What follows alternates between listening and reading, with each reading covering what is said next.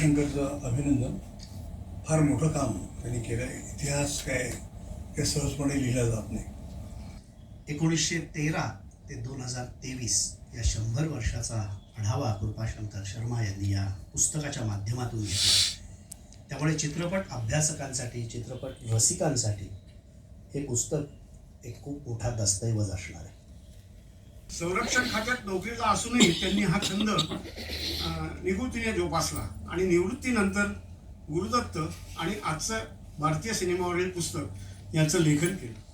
दिलीप कुमार आणि गुरुदत्त हे त्यांचे वीक पॉईंट. या दोघांवर त्यांनी दृकश्राव्य कार्यक्रम तयार केला असून त्याचे अनेक प्रयोग गावोगावी केले आहेत. हा विलक्षण इतिहास लिहिणारे कृपाशंकर शर्मा म्हणजे अस्सल मराठी माणूस. जन्म पुण्याचा, शिक्षण संपूर्ण मराठी माध्यमातून झालेलं. आणि अशा या पुणेकराला आपण सर्व पुणेकरांनी दाद द्यायची नाही तर कुणी द्यायची? आपण सर्व टाळ्यांच्या गजरात सर्वसामान्य वाचकांना सिनेमा साक्षर करण्यासाठी शर्मा यांनी आतापर्यंत लेखन केले हे महत्त्वाचे. वाचक आणि सिनेमाची कला यांना जोडणारा पूल ही शर्मा यांची भूमिका. आपल्या लेखणीद्वारे ते सिनेमातील सौंदर्य स्थळे वाचकांपर्यंत पोहोचवित राहिले. की राष्ट्रीय चित्रपट संग्रहालय, फिल्म इन्स्टिट्यूट यामधून जे काही स्क्रीनिंग व्हायचं दर आठवड्याला, त्यातून मला जगातले उत्तम चित्रपट पाहायला मिळाले. त्याचबरोबरीने पुढे असे फिल्म स्थापन झाल्यानंतरही आम्हाला अनेक चित्रपट, भारतीय चित्रपटही पाहायला मिळाले. ही एक मोठी लाभाची गोष्ट घडली.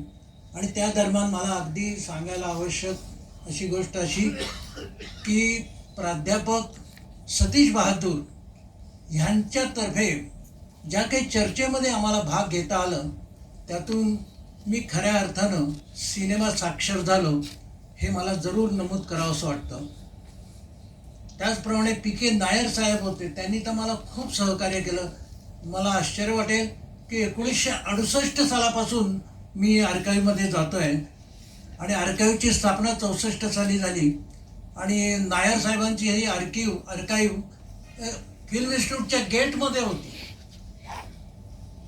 त्या गेटमध्ये एका छोट्या टेबलावर अशी पुस्तकं मांडून नायर साहेब बसायचे आणि म्हणता म्हणता तो कुठे आर्काईव्ह त्यांनी नेऊन ठेवली. ह्याचं मी साक्षी आहे. आणि त्यांनी मला खूप मदत केली. आणि त्यावेळेला असं फार बंधनं नसायची. स्क्रीनिंग आम्ही सांगू त्यावेळेला आज बिमल राय लावा, आज सैगलची गाणी लावा, असं खूप काही करायचं. आणि रात्री 2-2, 3-3 वाजेपर्यंत आम्ही ते कार्यक्रम बघायचो. म्हणजे हे नायर साहेबांची आवड म्हणजे कमालच वाटायची मला. म्हणजे सतीश सुद्धा याला जबाबदार असेल बघा. त्याही तो माझ्याबरोबरच होता. अतिशय विलक्षण असं ते एक भाग होता. तर मी असं म्हणेन की प्राध्यापक सतीश बहादूर हे एक आदर्श शिक्षक होते आणि सिनेमाचे आदर्श शिक्षक असं म्हणूया. आणि गंमत अशी बघा की सिनेमाची एकही व्याख्या आहे असं ते म्हणायचे नाही. सिनेमाच्या अनेक व्याख्या आहेत आणि त्या पद्धतीने आणि त्यांच्याशी चर्चा करताना त्यांचा कुठलाही अट्टहास नसायचा की मला एवढं ज्ञान आहे तर हे तुम्ही, ही तुमची भूमिका तुम्ही मान्य करा, असं नाही. ते एवढा एक्सचेंज इतका सुंदर व्हायचा. मला खरंच आश्चर्य वाटायचं की एवढा मोठा माणूस, एवढा अभ्यास केलेला माणूस, संपूर्ण जागतिक सिनेमाचा भरपूर म्हणजे अगदी अर्कच त्यांनी कमालीचे एक चित्रपट मला वाटतं कदाचित त्यांनी किती 50-50, 60-60 वेळा पाहिले असतील. कमालीचे प्रोफेसर. आणि माझा हा ग्रंथ भारतीय सिनेमाच्या 100 वर्षांच्या इतिहासावर टाकलेला एक धावता दृष्टिक्षेप आहे. आणि धावता दृष्टिक्षेप करता करता सुद्धा 360 पानं झालेली आहे. तर यामध्ये भारतीय मूकपटांपासून सुरू करून प्रामुख्यानं हिंदी चित्रपट मी केंद्रस्थानी पकडून माझी निरीक्षणं मी यामध्ये मांडली आहे. आणि महत्त्वाचं म्हणजे वाचकाला हा इतिहास रटाळ वाटणार नाही याची मी भरपूर काळजी घेतली आहे. तुम्ही हा इतिहास खरोखर वाचण्यासारखा, इतकी मजेशीर अशा अभिमानास्पद गोष्टी याच्यामध्ये नोंदवल्या आहेत की त्या तुम्हाला निश्चित आवडतील. तर या इतिहासावर जरी मी हा धावता दृष्टिक्षेप टाकला असला ना, तरी 2 माझे आवडते विषय. एक म्हणजे मूकपट काळ आणि दुसरा हिंदी सिनेमाचा सुवर्ण काळ. या दोन गोष्टीवर मात्र मी विस्तृत चर्चा केलेली आहे. पॅरिसमध्ये सिनेमाचा जन्म झाला त्यावेळेला त्याला शतकातले आश्चर्य म्हटलं गेलं आणि आजही सिनेमा हा सर्वात शक्तिमान असं माध्यम आहे हे आपल्याला नमूद करायला हवं. भारतीय सिनेमाच्या इतिहासासंदर्भात वाचन करीत असताना बी.डी. गर्ग, हमीदुद्दीन मेहमूद, फिरोज रंगूनवाला या इतिहासकारांच्या लेखनाचा, त्यांच्या पुस्तकांचा मला खूप उपयोग झाला आणि त्यातूनच मला ही प्रेरणा मिळाली असं मला या ठिकाणी जरूर आवर्जून नमूद करायचं आहे. आता मूकपट काळाच्या इतिहासाकडे मी कसा पाहतो तर माझा दृष्टिकोन असा आहे की आपण आपल्या घराण्यामध्ये आपल्या आजोबा पंजोबा आणि या लोकांनी ज्या काही छोट्या मोठ्या गोष्टी किंवा केलेल्या असतात त्याचा आपण अगदी अभिमानाने सांगत असतो, अरे काय त्यांनी केलं, त्या काळात त्यांनी केलं, त्या काळात. तर या पद्धतीने हा मूकपट काळ मी बघितला आहे. म्हणजे त्या छोट्या छोट्या गोष्टी पण इतक्या कमालीच्या आहेत की ज्यांनी कसे काय परिश्रम घेतले आणि पुढे ही संपूर्ण चित्रपट उद्योग नगरी उभी राहिली आहे. तर यामध्ये काय झालं की जे भारतीय सिनेमाचे जनक फाळके यांच्यावर एक वेगळा त्यांच्या दृष्टिपणावर असं एक स्वतंत्र प्रकरण मी या ठिकाणी टाकलेलं आहे. हे जरूर वाचण्यासारखं आहे की त्यांनी जी रंगाचारी कमिटीला त्यावेळेला 1928 साली त्यांनी जी मुलाखत दिली, विस्तृत मुलाखत दिलेली आहे रंगाचार कमिटीला आणि त्यांनी सिनेमा संदर्भात की आजच्या सिनेमा करताना एवढी कला माहिती नाही, सिनेमा माध्यम समजत नाही आहे, तरी अनेक गोष्टी घडत आहेत, खूप काही गोष्टी आपल्यापर्यंत पोहोचल्या असतील, परंतु त्यांचा हा जो दृष्टिकोन जो होता द्रष्टेपणाचा की आपल्याला सिनेमातल्या लोकांना ट्रेनिंग दिलं पाहिजे, हे गोष्ट त्यांनी 100 वर्षापूर्वी प्रेडिक्ट केली आणि 1960 साली सरकारने खरोखरच फिल्म इन्स्टिट्यूट स्थापन केली. हे त्यांच्या दृष्टिकोनाचा आणि त्यांना भारतीय चित्रपटाची संस्कृती काय वगैरे वगैरे खूप गोष्टी त्यांना समजल्या होत्या. ते एक स्वतंत्र प्रकरण या पुस्तकामध्ये अतिशय वाचण्यासारखं आहे. ते सर्वस्वी वेगळं आहे. बाकी अर्देशीर इराणी यांची कामगिरी असामान्य कामगिरी. बोलपटाचे जनक ते फादर ऑफ इंडियन टॉकी म्हणणारे अर्देशीर इराणी म्हणजे त्यांनी मूकपट तर निर्माण केले, 101 मूकपट निर्माण केले, बोलपटही निर्माण केले आणि जगातल्या 3-4 देशांचे पहिले चित्रपट अर्देशीर इराणी यांनी केले आणि अर्देशीर इराणी हा ग्लोबल झाला. हमीदुद्दीन मेहमूद हा खरोखर माझा आवडता लेखक, अतिशय फोर्सफुल लिहिणारा आणि भारतीय सिनेमावर प्रेम करणारा, अतिशय प्रेम करणारा आणि त्याचं चांगलं विश्लेषण करणारा. तर त्यांचं जे काही मूकपटाविषयीचं आणि मूकपटकर्त्यांविषयीचं जे एक मत आहे ते मी मुद्दाम खास तुम्हाला वाचून दाखवतो. 1916 पर्यंत जगातील मूकपटांनी विकासाचे विविध टप्पे गाठले होते. म्हणजे असं की जगातील मूकपटांनी दृश्यात्मक करमणुकीपासून सुरुवात करीत एक स्वतंत्र कला प्रकारापर्यंतचा टप्पा गाठला होता 1916 पर्यंत. म्हणजे बघा, हे सिनेमा निर्माते होते, त्यांनी एक स्वतःचं पुस्तक लिहिलं आहे त्या मूकपट काळावर. त्याचं शीर्षक असे दोज वेअर द डेज. त्या पुस्तकामध्ये त्यांनी मूकपट काळात कसं चालत होतं, म्हणजे मूकपट काळाचा जमाना कसा होता याविषयी फार सुंदर आणि अशी हे मनोरंजक अशी माहिती दिलेली आहे की त्यावेळेला प्रेक्षक आणि म्हणजे थिएटर ओनर्स जे होते ते गॅलरीमध्ये येणाऱ्या लोकांना गुलाबाची फुलं वाटायचे, नंतर अत्तरदाणीनी हे वाटायचे. म्हणजे प्रेक्षक आणि प्रदर्शक यांचं रिलेशनशिप जे त्या काळात होतं विलक्षण. असे सगळे पारशी होते बहुतेक त्या लोकांनी. अच्छा, असं एक सुंदर काळाचं आणि त्या काळाचं वर्णन त्यांनी दिलं आहे, सुंदर फाळकेंचं दिलं आहे. याचं फार सुंदर तो लेख अत्यंत करमणूक प्रधान असा आणि मनोरंजक आहे.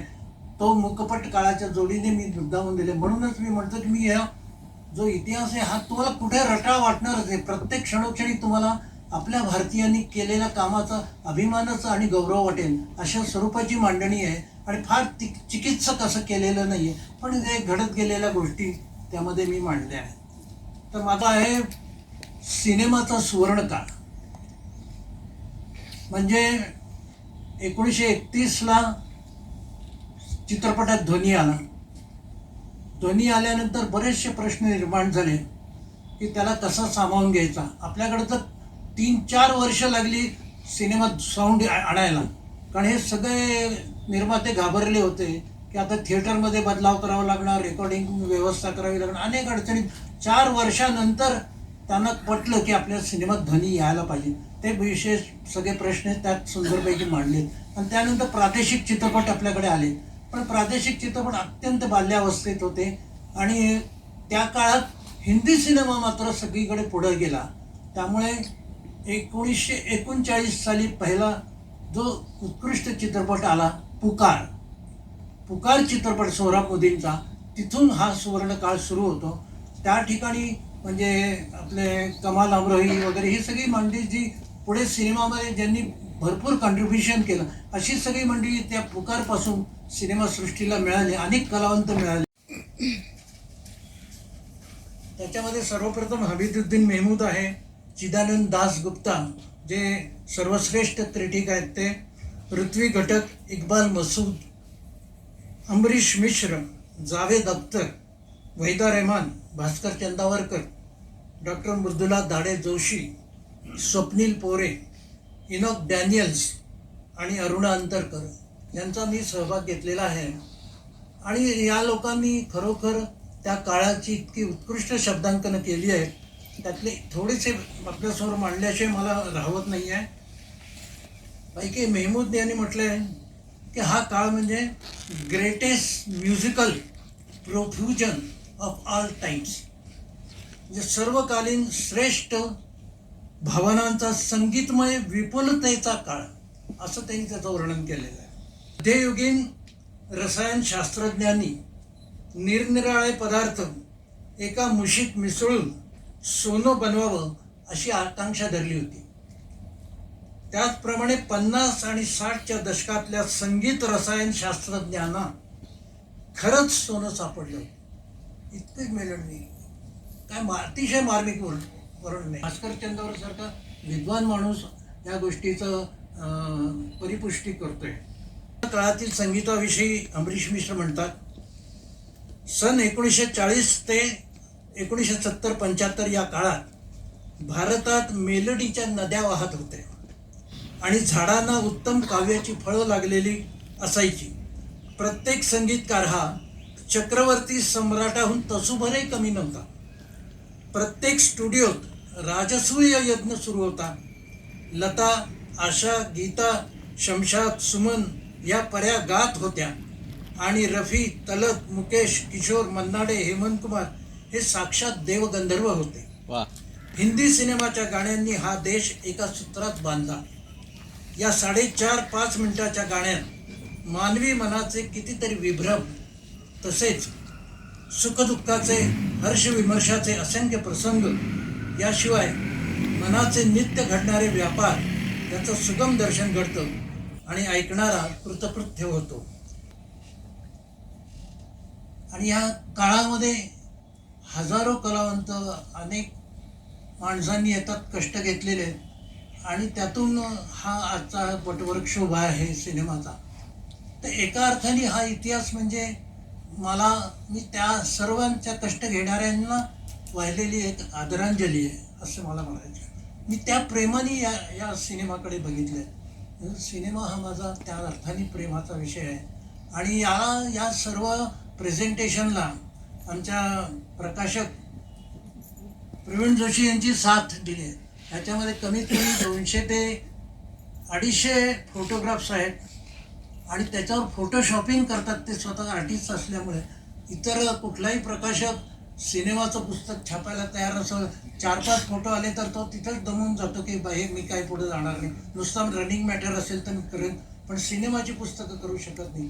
आणि सिनेमाच्या पुस्तकाला फोटोशिवाय तर मजाच नाही. फोटो हे त्याचं निम्म माणूस खिळून राहतो की काय आहे, कोण आहे, कशात आहे, आणि मी आणि त्याची साथ आहे. आणि मी प्रयत्न केला आहे की त्या काळात तुम्हाला जाता यावं. म्हणजे मूकपट काळात तुम्ही जाऊ शकता, असं विलक्षण असं त्या पद्धतीने याचं प्रेझेंटेशन केलेलं आहे.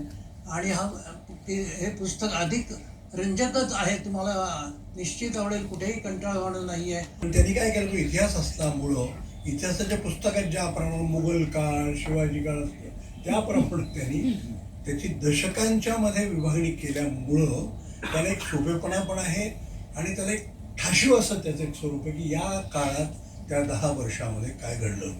तो अभिनंदन. आणि सिनेमाबद्दल म्हणजे पुस्तकाबद्दल कृपाशंकरने खूप छान डिटेलमध्ये सांगितलेलं आहे. तर वास्तविकता मला स्वतःला असं वाटतं की माझा दृष्टिकोन त्या पुस्तकाचा असं बोलण्यात काही फार वेगळं काही राहत नाही, कारण ते माझं वैयक्तिक मत असेल. पण मी असं म्हणेन की त्यांनी जे काही इथं डिटेलिंग केलं ते पुस्तक ते फार महत्त्वाचं आहे. तेव्हा जेव्हा तुम्ही पुस्तक आता घ्याल तेव्हा कृपाशंकरचा दृष्टिकोन मनात बाळगून तुम्ही ते पुस्तक बघा असं. त्यामुळे पुस्तकाबद्दल माझं वैयक्तिक मत असं म्हणेन की हे सर्वांगीण पद्धतीने सर्वस्पर्शी असं आहे. त्यामुळं मला वाटतं की हे पुस्तक छापण्याबद्दल प्रकाशकांचंही अभिनंदन. ते सिनेमाला वाहिलेले प्रकाशक आहेत, त्यांनी क्लेम केला 80 पुस्तकं त्यांनी सिनेमा म्हणजे वेळेपणच असेल तुझं काही असू शकत नाही. सिनेमा ही मोठं ही छोटी फ्रेम आहे, ती फ्रेम डोक्यात धरायची आणि सिनेमावर पुस्तकं काढायची, ती दुसऱ्यांची मतं म्हणजे धाडसच आहे तुमचं. कारण सिनेमा बघणं वेगळं आणि सिनेमाची पुस्तकं वाचणं वेगळं. पण त्यांनी ते काय केलं की पुस्तकावर पण प्रेम करा, त्यात इतिहास आहे म्हणजे सिनेमाच्या इतिहासावर पण प्रेम करा.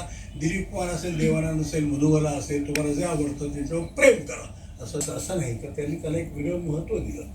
आणि मला आशयाचं कौतुक याकरता वाटतं की केवळ सिनेमा असं नाही, ते एक महाराष्ट्रातलं मराठी साहित्यातलं मराठी कलेतलं एक सांस्कृतिक मूल्य हे लोकांच्या पुढे आणावं हा जो एक आशयाचा तुमच्या दोघांचा जो प्रयत्न असतो त्याबद्दल मला खरोखर कौतुक आहे. रसिका हो, साहित्य भारती यूट्यूब वाहिनीवर आम्ही अनेक भाषातले साहित्यिक आणि व्यंग्यचित्रकार यांच्या मुलाखती प्रसारित करत असतो.